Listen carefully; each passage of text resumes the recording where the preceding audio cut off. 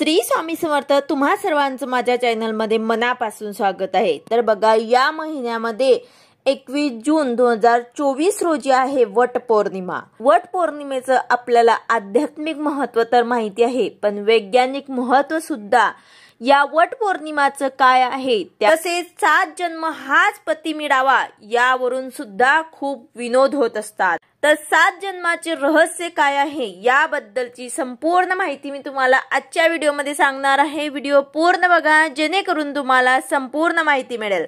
जर तुम्ही चॅनलवर नवीन असाल तर चॅनलला सबस्क्राइब करायला मात्र विसरू नका आणि व्हिडिओला लाईक करायला मात्र विसरू नका। सगळ्यात महत्त्वाचं की वडाचीच पूजा आपण का करतो, वडाचीच पूजा का करायची, आंबा, फणस, जांभूळ यासारख्या झाडांची आपण पूजा का करत नाही, ते ज्येष्ठ पौर्णिमेलाच ही पूजा का करायची, श्रावणी माघ पौर्णिमेला का नाही, हे सर्व प्रश्न आपल्या मनात येत असतात।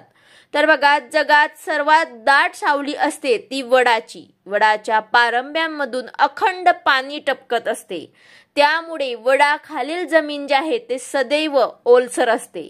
यासाठीच वडाची सावली अद्भुत गुणकारी आहे। अर्थात विहिरीचे पाणी, वडाची सावली आणि मातीचे घर हे उन्हाळ्यामध्ये थंड आणि हिवाळ्यामध्ये गरम असते।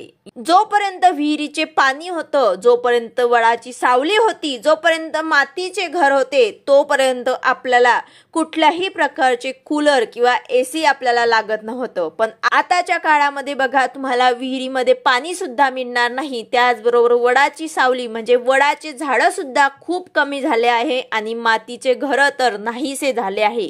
यामुळेच आपल्याला कूलर आणि एसी आपल्याला लागत आहे।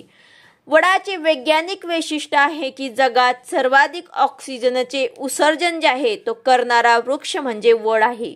वडाजवळ जास्तीत जास्त ऑक्सिजन असते, त्यामुळेच आपल्याला जास्तीत जास्त वडाचे झाडं जे आहे ते आपल्याला लावायचे आहे। त्याचबरोबर बघा, ज्येष्ठाच्या जीव घेण्या घुसमटीत उन्हाळ्यामध्ये लाकडं तोडण्यासाठी गेलेला सत्यवान ऊन लागून पडला होता, गर्मीने त्रासला, प्राणवायूच्या अभावाने कासाविसा झाला आणि त्याला सत्यवतीने वडाच्या झाडाखाली आणले। त्या सावलीत, त्या पारंब्याच्या तुषारात, त्या थंडाव्यात आणि उपलब्ध सर्वाधिक ऑक्सिजन युक्त स्थानी आल्यावर त्याचे प्राण वाचले।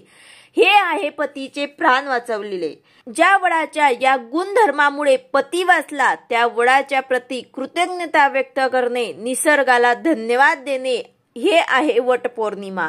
हा वैज्ञानिक महत्व वटपौर्णिमेचा आहे। आता त्याचबरोबर 7 जन्माचा रहस्य काय बघा, 7 जन्म हाच पती मिळावा यावरून खूप विनोद होत असतात, पण सगळेच अज्ञानमूलक आहेत। मुळात या 7 जन्म मागणीचं पुढच्या जन्माचं संबंधच नाही, तो होणार का नाही माहित नाही, माणसाचा मिळेल का नाही माहित नाही, हीच पुन्हा ओळखायची कशी असं आपल्या शास्त्रात नाही। मग काय आहे 7 जन्म, तर ही शुद्ध जीवशास्त्रीय भूमिका आहे।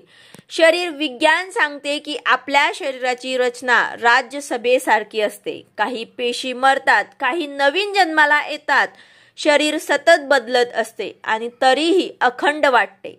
या शरीरातून एकूण एक पेशी बदलायला काळ लागतो। 12 वर्षे म्हणून तप करायचे, 12 वर्ष, 12 वर्षांनी आपले शरीर जे आहे ते पूर्ण बदलत असते, जणू एक नवा जन्म होत असतो। पतीच्या शतयुत्वाची कामना आहे 7 जन्म, पुढच्या जन्माचा काही संबंध नाही।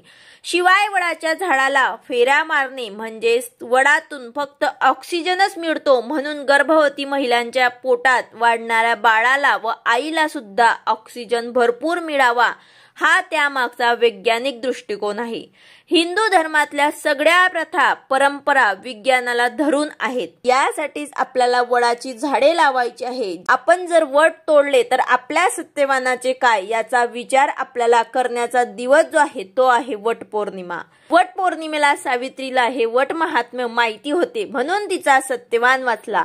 तर अशा प्रकारे आपल्याला आवर्जून वट पौर्णिमेच्या दिवशी एक जरी आपण वडाचं झाड लावलं तर अतिशय उत्तम। तर अशा प्रकारे प्रकारे आपल्याला वट पौर्णिमेच्या दिवशी सर्वात महत्त्वाचं काम करायचं आहे ते म्हणजेच आपल्याला एक जरी झाड जे आहे ते वडाचं लावायचं आहे।